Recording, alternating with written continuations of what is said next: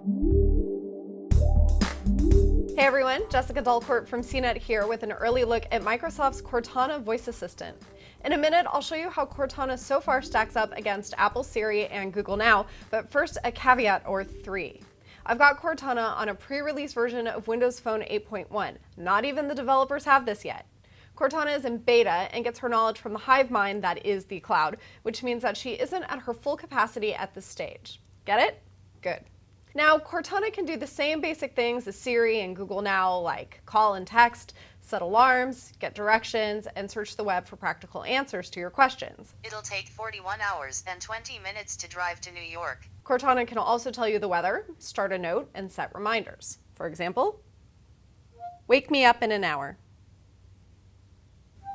Okay, I've set an alarm for 2:47 p.m.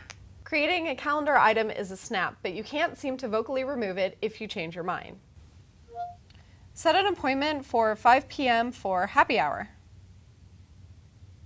Add happy hour to your calendar for today at 5 p.m.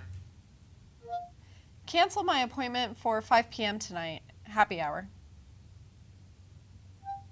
You have one event today at 5 p.m. Happy hour. This is something you can do with Siri, though.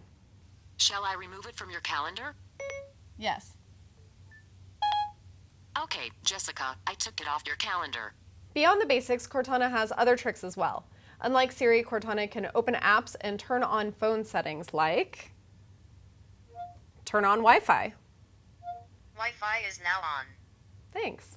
Cortana also has built-in song recognition to ID a tune. Google Now does this a little bit better since it hooks you straight into the Google Play Store. Like Google Now, you can ask Cortana to track your flights and tell you when you leave for appointments. You turn on both of these in the settings. One unique feature that Cortana can do is run interference on calls and texts when you're sleeping or in a meeting. Microsoft calls these quiet hours. Where Microsoft really toots its own horn is in the way that Cortana understands context. For instance, if you tell it, next time I talk to my sister, remind me to tell her about my vacation plans, then the next time we text or call, a reminder should pop up. Sure thing. By the way, you can set relationships in settings under Inner Circle. This is something you can do in Siri as well. Another neat trick is being able to make follow-up demands, like when you're making a reservation. Show me 3-star Japanese restaurants. Here are 10 Japanese restaurants that are 3 stars. How far is number 3? It'll take 4 minutes to drive to Sushi Fantastic. It's less than a mile away. How long will it take me to walk? It'll take 6 minutes to walk to Sushi Fantastic. When it comes to having a cheeky personality, it's pretty easy to beat Google Now. That thing is a software robot. Siri is a snarkier contender, but it really depends on what you say. What's the story of Halo? Standard Halo artifacts are around 10,000 kilometers in diameter. Until the chief blows them up, that is.